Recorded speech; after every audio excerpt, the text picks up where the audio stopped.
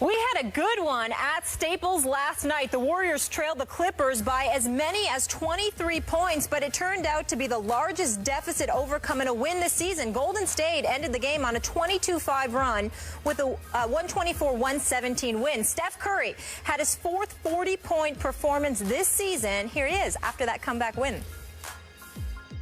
This just shows the resiliency of this team on the road against a good Clippers team, down 23, to never feel like we're out of it, fight our way back, get within one. They go up by 10. You feel like you get deflated at that point, but we didn't. And just had confidence down the stretch and the maturity that we relied on starting last year and building and growing into this year. 13-0. Stephen A., how crucial was last night's win for the Warriors? I don't think it was crucial. I just think it's adding dressing, just adding icing to the cake that they already have and eat frequently against the Los Angeles Clippers. I just think it's one of those situations where, Blake Griffin ultimately said it correctly. It's not really a rivalry because the Warriors are simply having their way with the Clippers when it counts most. And that's what this comes down to right now. They're walking around as the reigning defending NBA champions. Last night, particularly in the fourth quarter, they were toying with the Los Angeles Clippers. They were having fun out there. That's the scary part about the Golden State Warriors right now. Steph Curry iced it up. I mean, when Chris Paul was absolutely displaying his greatness, going ballistic, when Steph Curry was on the bench in foul trouble, you just saw Steph Curry. You looked in his eyes and you knew that he was going to come out there and he was going to have something to say about the outcome of this game. He was not going to stand around and watch Chris Paul put on this show. Steph Curry showed why he's the league MVP. It wasn't because of his numbers. It wasn't because of the 40 or what have you. It was because you saw that he personalized the challenge that was standing in front of him, and he conducted himself accordingly. And then you saw the troops around him. They didn't just play role as spectators. They joined in on the party. Andre Iguodala, Harrison Barnes, Klay Thompson with that step back three, which was a beautiful shot on his part. You just saw these guys stepping. Draymond Green, even undersized, playing the five, being as feisty and competitive as he is, a Tom Izzo kind of guy. You just saw all of that and you just marveled at it, and you just said to yourself, with the Clippers, they have, what are you going to say after this? You're up on your home turf by 23 to the undefeated, reigning, defending NBA champions, and you have a 10-point lead with 5 minutes left, and you still end up losing that game. Primarily, again, DeAndre Jordan is a force defensively with his shot blocking, his rebounding, etc. But because he is the liability on the offensive end of the floor, not just with free throw shooting, but he can't score unless he's dunking, that puts more of the onus on Blake Griffin and Chris Paul. And then I'm looking at Blake Griffin. You embrace the double team. You're spinning through it. You're throwing up ill-advised shots. This dude is a tremendous player and a star in this league. But some of the decisions, you just found yourself mind-boggled. You can't afford to make those mistakes against the Golden State Warriors. The Clippers did. And the reason why the win, again, is more icing on the cake than anything else, is because the Golden State Warriors established what they already knew coming into this game. The Clippers are formidable. They are a team to be reckoned with. But they can't mess with the Warriors, period. And the Warriors showed that in L.A. at the Staples Center last night. A devastating, demoralizing loss for the Clippers. More of the same for the Warriors. So is it too early in this basketball season to say that the Warriors now own the Clippers psychologically? I would say so. I don't think it's too early for that, Skip. And the reason I don't say it's too early for that is because the only thing that could change that is DeAndre Jordan becoming a force. Yep. How can you become a force when you have no post moves and you can't shoot from the free throw line? Completely agree. Then it comes down to Blake and CP. You can't. I think they're owned right now. I completely agree, which is why it felt to me last night as if the Warriors actually enjoyed falling behind by 23 points with 9:22 left in the second quarter of that game, because they knew deep down they could come back on this team. And they knew deep down if they did come back and beat this team in its house, from 23 down would crush what's left of their confidence against the Warriors. And that's exactly what they began to do. And so we saw CP3 go from doubtful before the game, as we said on the show yesterday, to sure thing in the first quarter, right? He played, and boy, did he play. He makes 7 of his 7 shots in the first quarter, and it looked like the Clippers were going to roll at home. And then what started happening? To me, just as Steph Curry is shattering the mold at 6 feet 3 inches, slim, not all that physical, as the best player in the NBA. That little guy is the best player in the NBA. Their little lineup is the best lineup in the NBA, and I've never seen it quite like this, Stephen A., and I think you haven't either. You realize their small ball lineup, when they played, you mentioned Draymond at the 5, and remember, he led the team in assists last night with 9. He is the point center for the small ball lineup.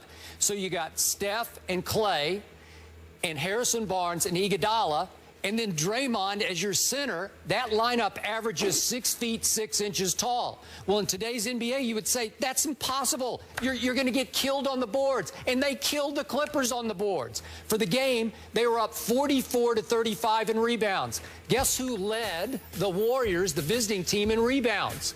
Steph had 11. Steph Curry, little Steph. Unbelievable. You know, thin little Steph got 11.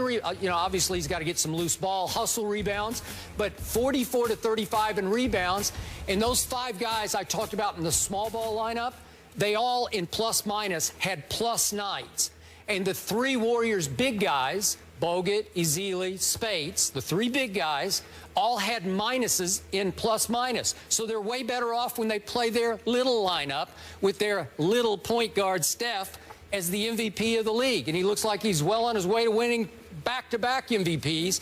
I've never seen anything quite like that. I'm running out of superlatives here, but this team, when it came crunch time in the fourth quarter, I don't know if you looked at the box, Stephen A., they made 8 of 9 3-point shots in the fourth quarter. It's like, watch this. Right. We got you here. Steph makes 3, and, you know, Clay makes a couple, and Iggy makes a couple, and they just shoot you out of your own gym. It's unbelievable what they're doing.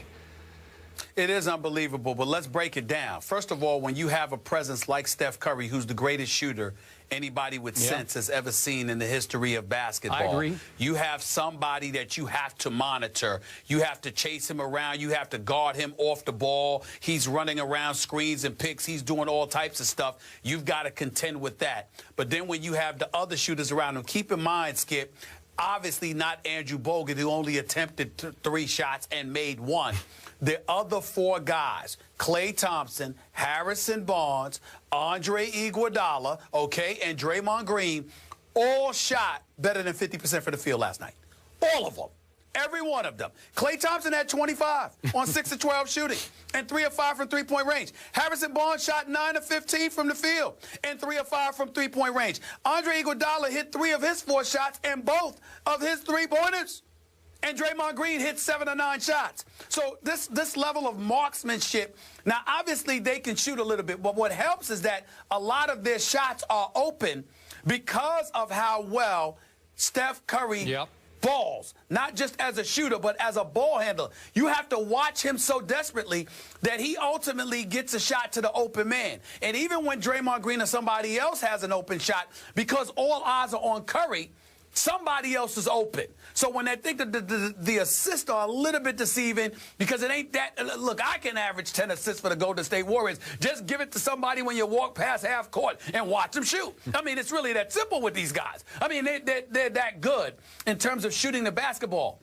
But I think, Skip, where you and I need to really point this out on this show, Skip Bayless, I got to look at Doc Rivers. That's my man. You know how much we love Doc Rivers.